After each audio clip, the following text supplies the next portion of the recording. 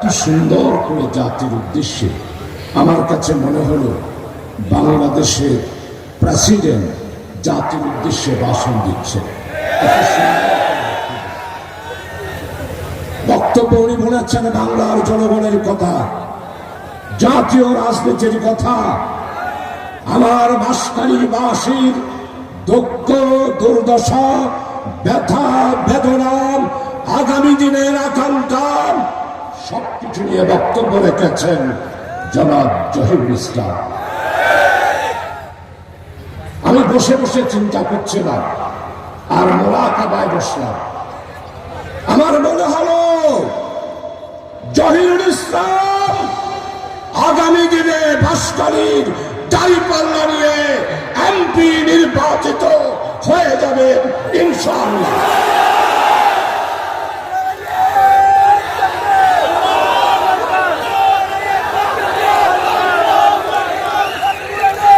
সম্মানিত দর্শক,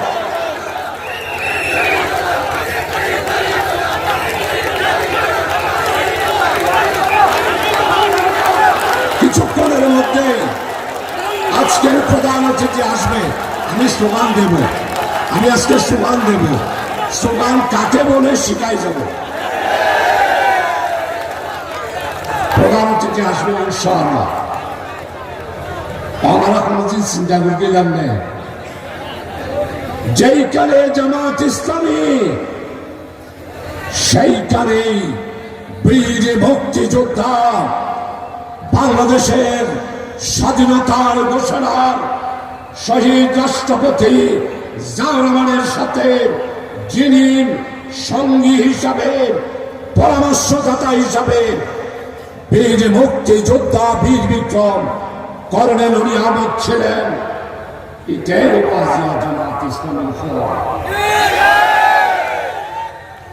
রতনে রতন ছিলেন এনসিপি আমার আঙ্কেল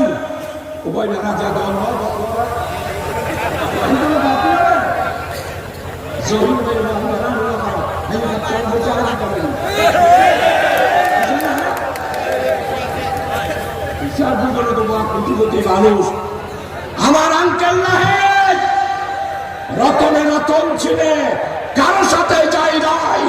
এসেছেন ডক্টর শফিকুর রহমানের নেতৃত্বে জামাত ইসলামীতে। প্রিয় বৈষ্ণব আরো এসেছেন। কেউ কেউ বলেন আমরা নাকি মদিনার ইসলাম নয়। তাই তারা বললাম যে আরা যদি মদিনার ইসলাম নয়, আরা তো মক্কার ইসলাম। আচ্ছা বাজে হন চাই মক্কার ইসলাম হতালা হইল ওবা আরেকটা উঠতে বইয়ে একটা উঠে হতালা হইল। আর সেই দেশেও তাহার বড় বড় হতা হব মক্কার ইসলাম বাদ দিলে মদিনার ইসলাম হবো। আজকে আমাদের শেখুল হাদিস আল্লামা হযরত মাওলানা আজিজুল হক সাহেব রাহমাতুল্লাহ আলাইহি ইতারা পরিবারে তো 100 হাফেজ কোরআন আছে। মামুনুল হক উনিও আজকে জামাত ইসলামের সাথে। আর মুসা বিন এজাহার নেজাফ ইসলাম পার্টি উনিও আজকে জামাত ইসলামের সাথে।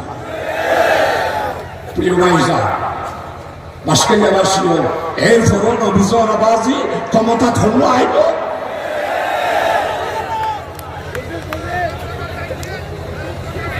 আল্লাহর সিদ্ধান্ত নিয়ে হইব। প্রিয় ভাইসব আমাদের দেশ ছোট্ট একটি দেশ।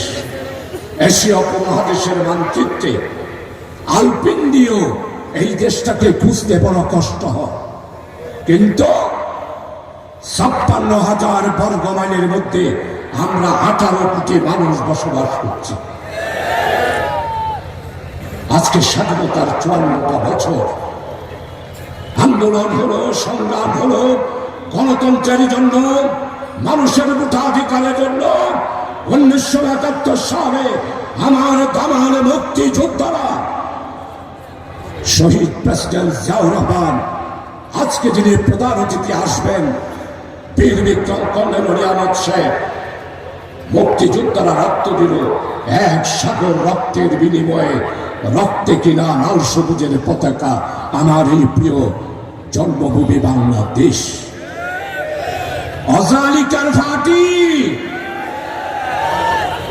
ইতারা হবে আরা স্বাধীন বিরোধী। আপনারা স্বাধীন করেন নয়, স্বাধীন করেছে বাংলার মুক্তিযুদ্ধ দালাল ছেলেরাই বাংলাদেশ স্বাধীন করেছে। প্রিয় দর্শক, 1974 সালের দুর্ভিক্ষ, আলহামদুলিল্লাহ প্রধান অতিথি চলে এসেছেন। আমার মনে হয় আপনারা একটু স্লোগান দিয়ে, আমার গানটা বেরিয়ে গেছে তো, স্লোগান এত সুন্দর যে আছে লবণ, আছে মাছ, আছে পান, আছে ধান, আছে অবিশস্য। আর মানুষগুলো হলো সারা বাংলাদেশে বাসা মানুষ হলে আর বাস করলে আর সাতটা হলো হলে মাথা দিয়ে এরকম যায়, আর মাথা হইতে দেয় বাস খাইলেও যায়, আর অনারে ইটান দিয়ে এরকম যায়। তাহলে অনারা খন্ডিল্লাতে আমি বুঝি থাকতে। প্রিয় দেশবাসী, সেই দিন আমি বলেছিলাম আজকে আমরা একটি নতুন বাংলাদেশ চাই।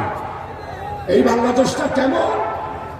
ন্যায়, ইনসাফ, বৈষম্যহীন, মৌলিক, মানবিক একটি বাংলাদেশ, যেই বাংলাদেশে কৃষক, শ্রমিক, মেহনতি মানুষ, কামার, কুমার, তাঁতি, জেলে, কাঠমিস্ত্রি, রাজমিস্ত্রি, ওঝা, মাইটাল, সর্বস্তরের মানুষ আগামী দিনে নিরাপদ একটি বাংলাদেশ সৃষ্টি করার জন্য আমার বৈষম্য বিরোধী ছাত্র আন্দোলনের নেতারা রাজপথে রক্ত দিয়েছে।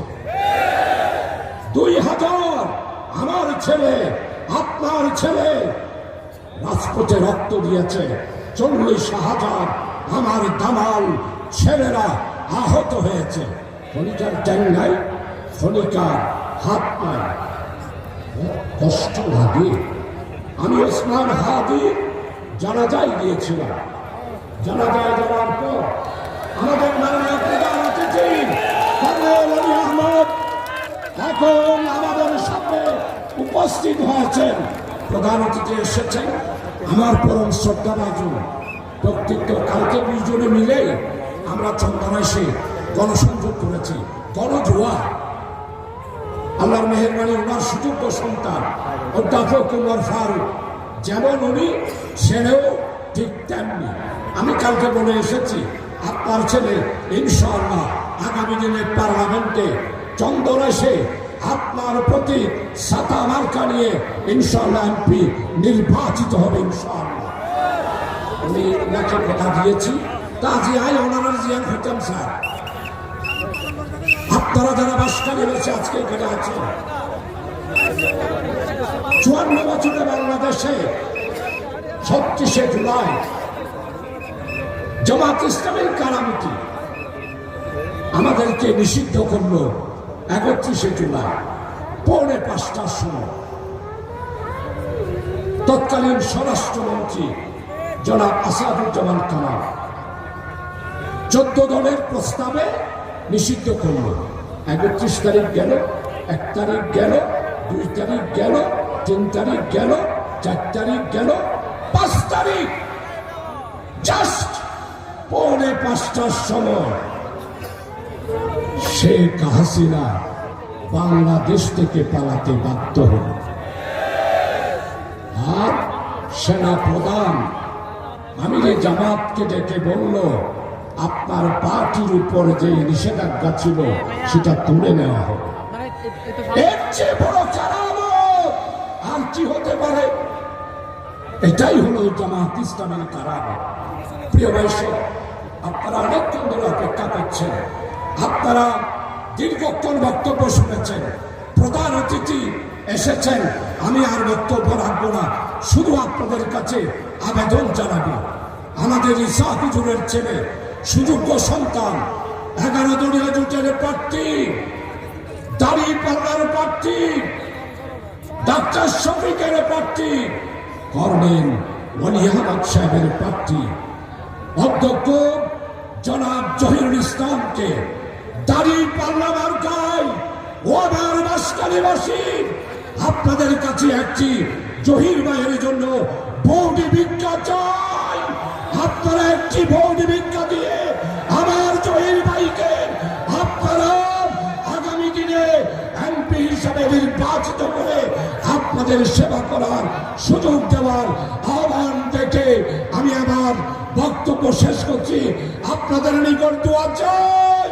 উনি মজলুম, উনি আমার সাথে কারাগারে ছিলেন, 2 চোখের পানি ফেলে আল্লাহর কাছে কেঁদেছেন, ও আল্লাহ জহির ভাইকে তুমি এমপি হিসেবে কবুল করো। প্রিয় ভাই, আজকে উনার বিরুদ্ধে শত শত মামলা দিয়েছে। বাঁশখালী এমন কোন পরিবার নাই যেইখানে আমার ভাইয়েরা গ্রেপ্তার হয়ে নাই, কারাগারে যায় নাই। আজকে যারা বসন্তের কোপে এসেছেন, একটা দিনের জন্য আওয়ামী লীগের বিরুদ্ধে আপনারা কথা বলেন নাই, রেকর্ড দেখাতে পারবেন না। তলে তলে যোগাযোগ করেই আপনাদের জীবনযাত্রা ব্যবসা ঠিক রেখেছেন। বাঁশখালীবাসী আপনাদেরকে চিনে ফেলেছে। তাই আগামী দিনে জহির ভাইকে দাড়ি পাল্লা মার্কায় একটা ভোট দেওয়ার জন্য মা বোনদের কাছে আহ্বান করবেন, মুরব্বীদের কাছে আহ্বান করবেন, আলেম ওলামাদের কাছে আহ্বান করবেন।